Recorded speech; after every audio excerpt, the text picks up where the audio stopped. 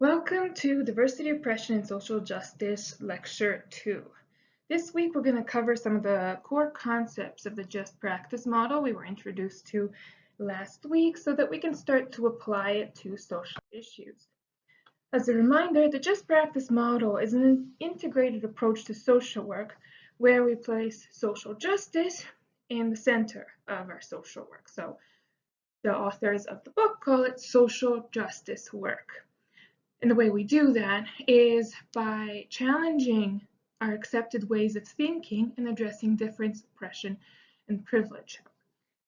In order to do that, we need to examine our social construction of reality. And we do this by considering 5 key concepts: meaning, context, power, history, and possibility. As you're going to see, these are very much interrelated and influence each other a lot. So there's going to be a lot of overlap in how meaning is formed because it's related to what power you have, which is related to the context and the history that you are coming from. Let's start first with meaning. So this is our understanding of something and its significance. Our social location or positionality influences how we experience the world and how we make sense of the world. So everything around us we socially construct as a result of the experiences that happen to us and how this then shapes how we react to future experiences. We can change the meaning that we give to something by engaging in what's known as reflexivity. So we critically assess our perception and the meanings that we've created and compare them to alternative meanings in other perspectives in order to adjust how we understand something. So look at things outside of our own social context to understand the experiences of others. And this is part of what makes social justice, because now we are using collective understanding of causes and individual and social problems instead of the accepted norm that was passed down to us. Unfortunately, my video covers this quote here from Judith Butler, but it reads, "Masculine and feminine roles are not biologically fixed, but socially constructed." And that's just one example of the meanings that are passed down to us from the very beginning, from how we're socialized as young children. And then a further example is up above at the top of the slide. Cats also, I'm assuming, have internal meanings that they create and influences how they act. Otherwise, they wouldn't try attacking prey that is many times their size. Our meaning is also related to the context that we're in. So this is where you see a lot of that person in environment, person in context perspective that's discussed in social work. And I'll show you in a second the theoretical model that's behind that. Basically what it means is that the context in which we exist and in which we have our experiences impact what we're able to do. Contexts are both constraining and enabling. So they keep us within a certain environment, but once we recognize that they exist, we can also try and move beyond that. So there's several types of context, including the interpersonal, organizational, community, cultural, and socio-political context. So everything from what is directly around you as a person to the neighborhood you live in, to more widely the country you live in, and the laws and socially accepted norms that it has shapes your context.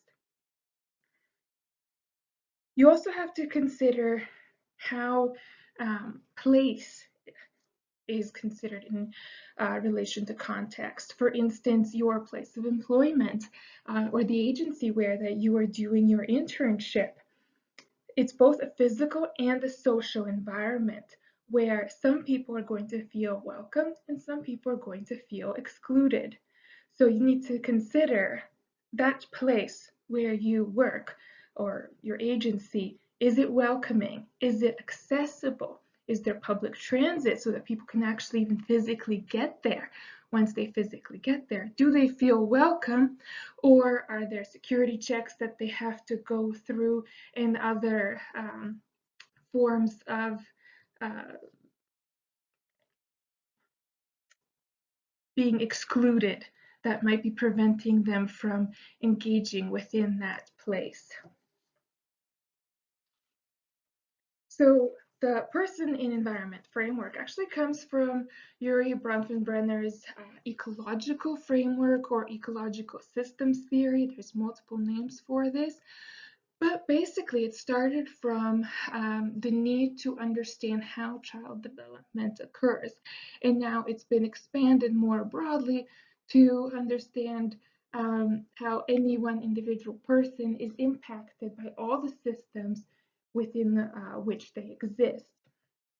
So in general, you've got the child or individual in the center, surrounded by the microsystem, so their immediate environment. And you would have heard this before with reference to micro social work practice, for instance, such as counseling. So focus on the individual. Then we've got the mesosystem, which is the connections, so the relationship between, say, child's family and their neighbors, or the child's parents and their teachers. Then we've got the exosystem, which is the indirect environment. So this could be the child's school, the parent's place of employment, the neighborhood within which the child lives. And then we've got the macro system. So again, you've heard of this macro social work related to policy and organizations.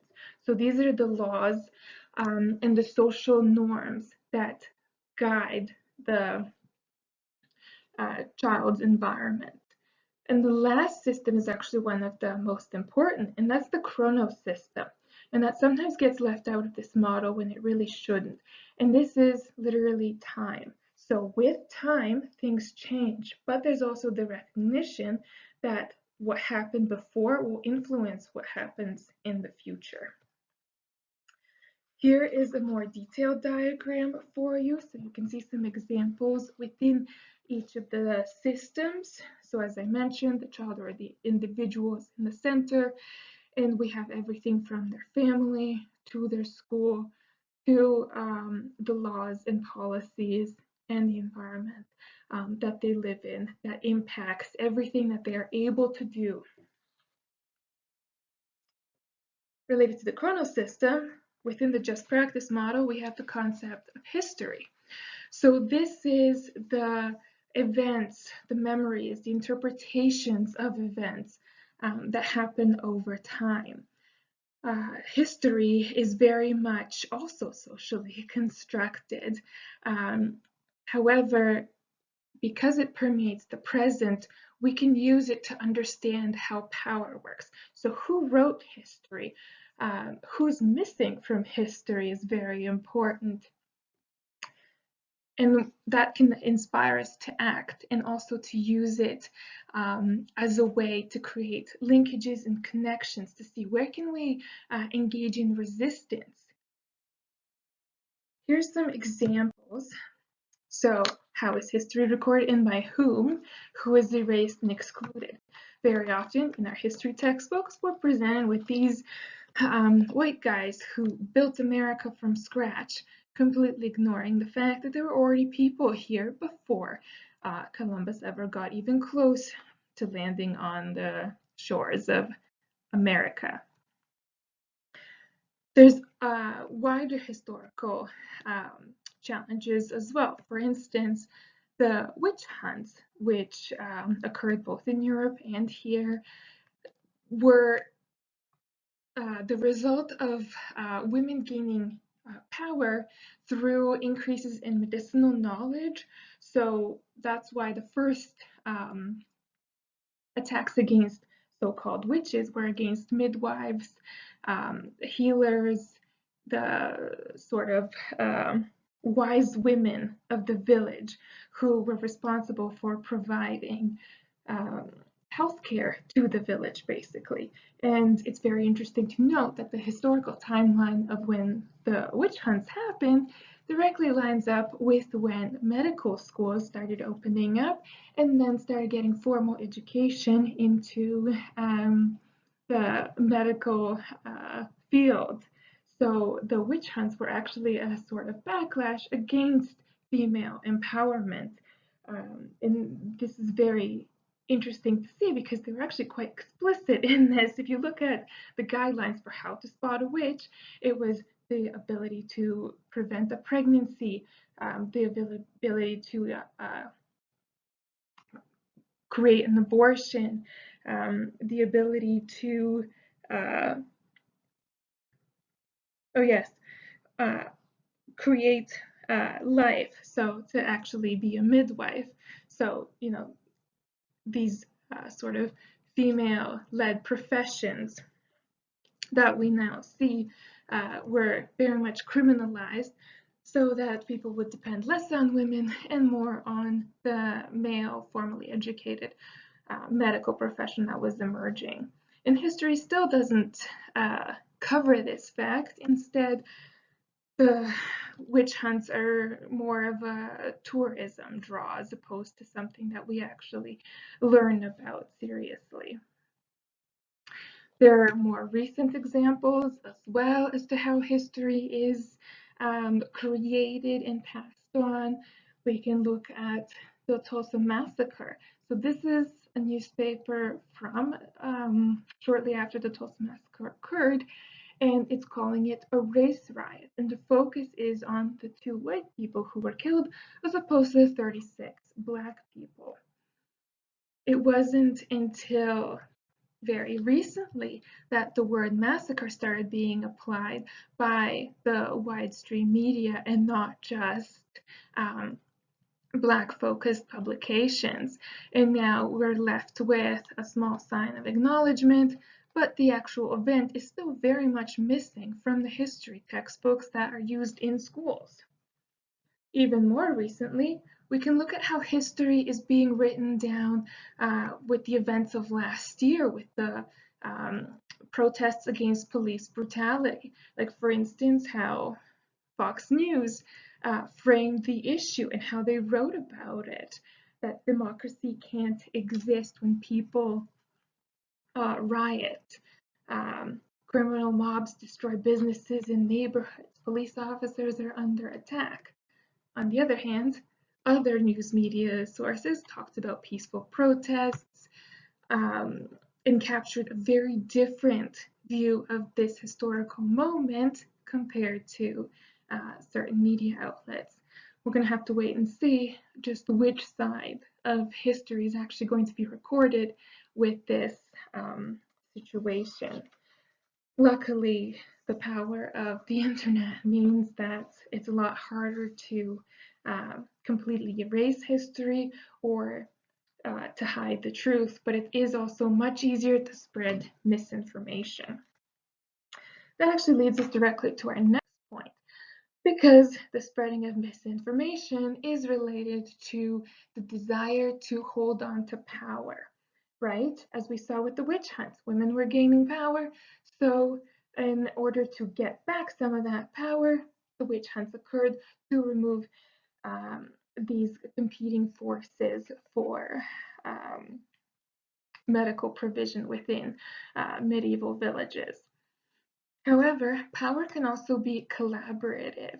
It can be productive when it is shared or used in order to promote positive action and change. Finn talks about the power over, which is when others have power over you and they're oppressing you. Then you discover power from within, that you yourself also have power. And once several people with power from within gather together, you have power with as the group, which gives you then the power to act and to create change.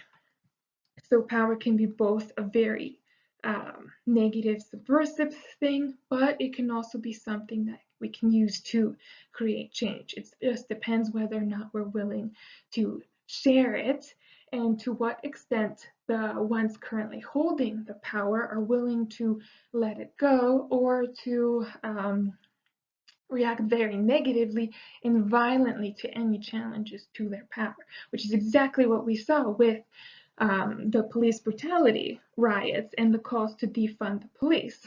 The police, in many cases, especially in Detroit, it was heartbreaking to see that they actually responded with additional police brutality to these calls.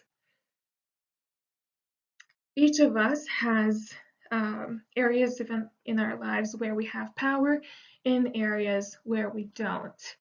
So we have privilege in certain areas. All of us here are, well, you're all students at the University of Wayne State, so you have the power of education. You're all English speakers, so these are areas of privilege that you have. At the same time, this isn't a yes-no type thing, contrary to what is possibly implied by this figure. As students, you actually have the least amount of power within Wayne State University. Unfortunately, and it's not until you graduate or become graduate students that you start gaining more power in relation to those around you. I'm a tenure track professor, so I have less power than somebody who is tenured and whose position is guaranteed.